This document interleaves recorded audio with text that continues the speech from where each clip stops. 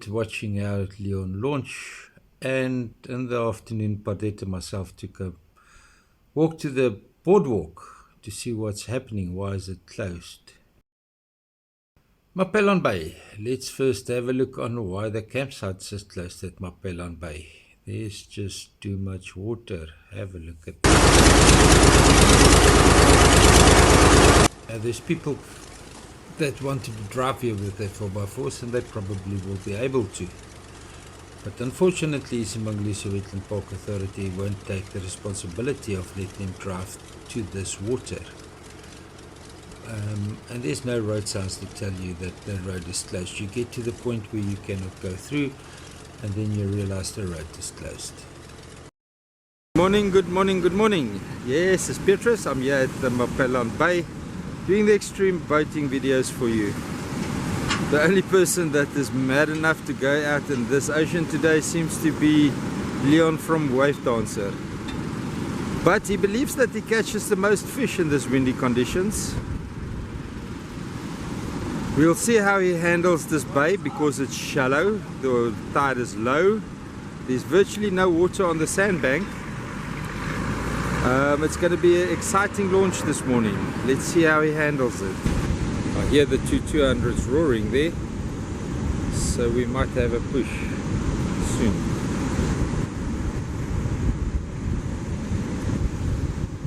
Yep,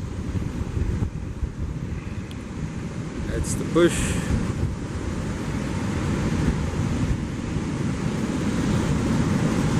A nice slow soft one. Leon glides into the bay on Wave Dancer. Shall I say Wave Dancer glides into the bay.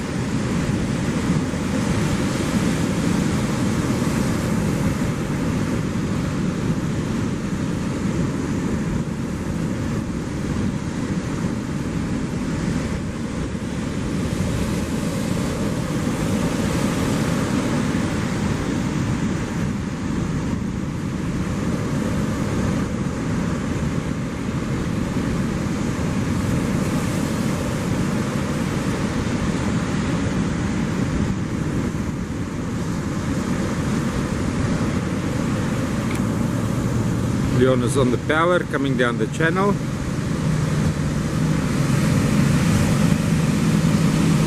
Wave Dancer running nicely with only 4 people on it. There's very little water to cross the sandbank on.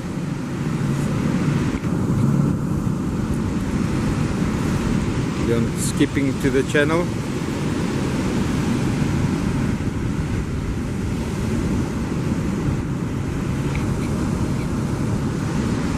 Taking it on the shoulder. Something that the smaller boats can't do today is to take this chop on the shoulder. So I don't think there's going to be many smaller boats launching. Leon has to turn around. Big wave standing in front of him, and he is in the graveyard. He had to go to the graveyard to get the sandbank was just too shallow, and now he has to take one at a time. Luckily Wave Dancer is a big boat, it can handle it. Look at the spray over. I told him he's going to get wet today, but luckily everybody can fit behind the cab. The wheelhouse.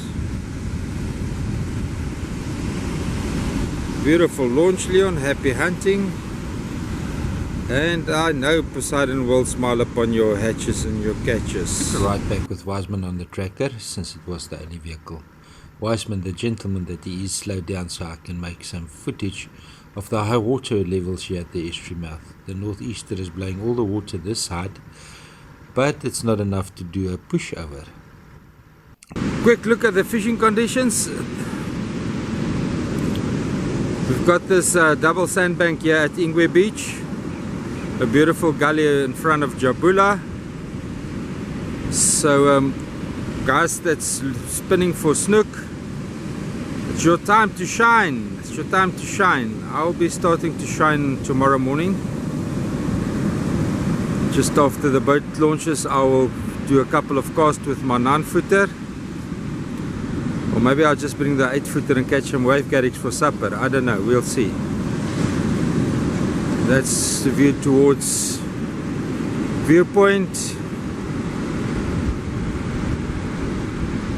And there's a nice gully there in front of Viewpoint and all the way to Estuary Beach.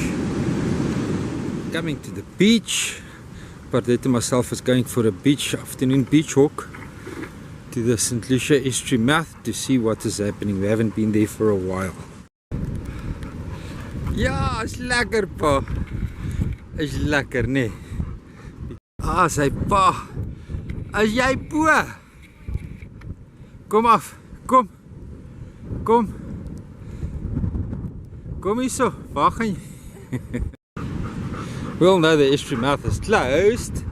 So we're just going for a little walk to see what's happening behind the dunes. And the water levels behind the dunes there at the boardwalk that we haven't videoed for a long time. Just a little update.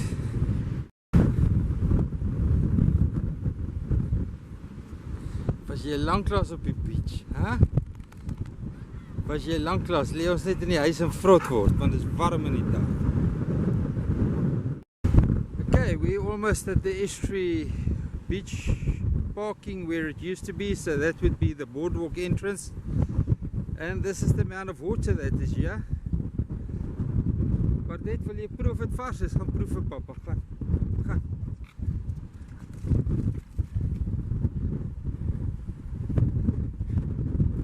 Is dit nie lekker nie? Gaan dit nie drink nie? Okay, meisiekind, ons verstaan. Ons verstaan, jy gaan dit nie drink nie. Some more water here. It doesn't look deep. So Pardette gaan kyk vir ons of dit vars is. Wat gaan hier by hierdie water aan?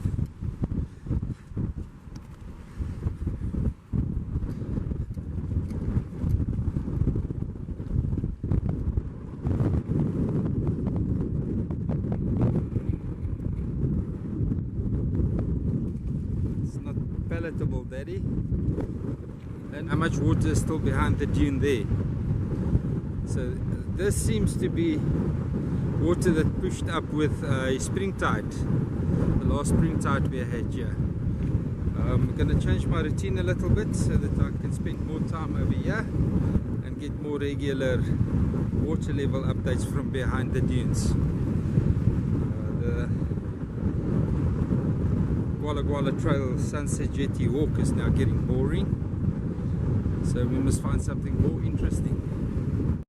Water level here at the boardwalk entrance, where the boardwalk has been closed for public access.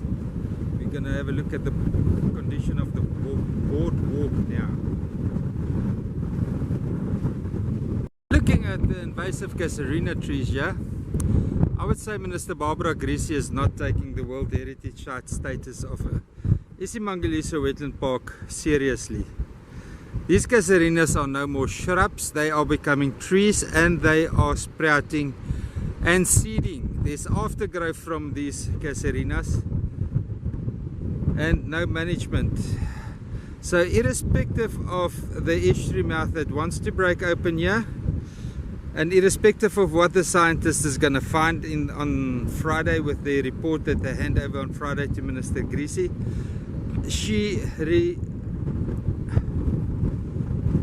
she's not managing the World Heritage Site properly, and this is getting me niggers in a knot. And I wanted to abandon the fight. I wanted to start a life and fend for Petrus, but this is not gelling well with me.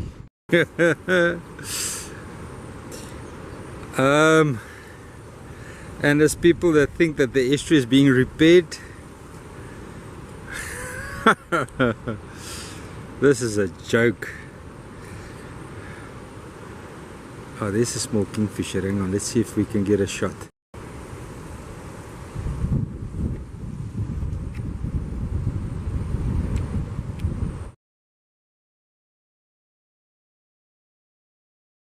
Well, this is the entrance from the boardwalk to the ocean. This is the entrance from the ocean to the boardwalk. So the boardwalk is inaccessible. The water levels are too high. And this is the water behind, or on the way, or where the estuary mouth wants to be, on the way to the beach. This is the dune that we normally walked over when everything was still dry.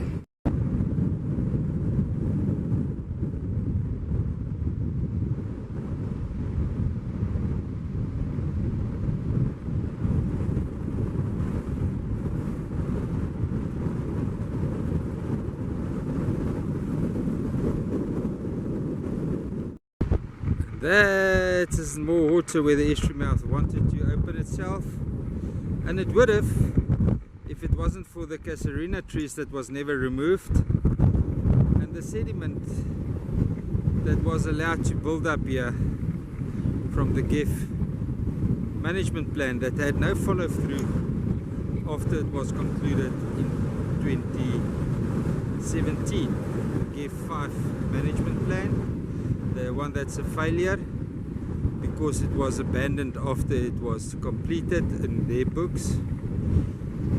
It's so sad that humanity can mess up something so badly, walk away from it and just say, oh, it's a failure, we failed, we're not going to fix it, we're not going to fund the fixing of it.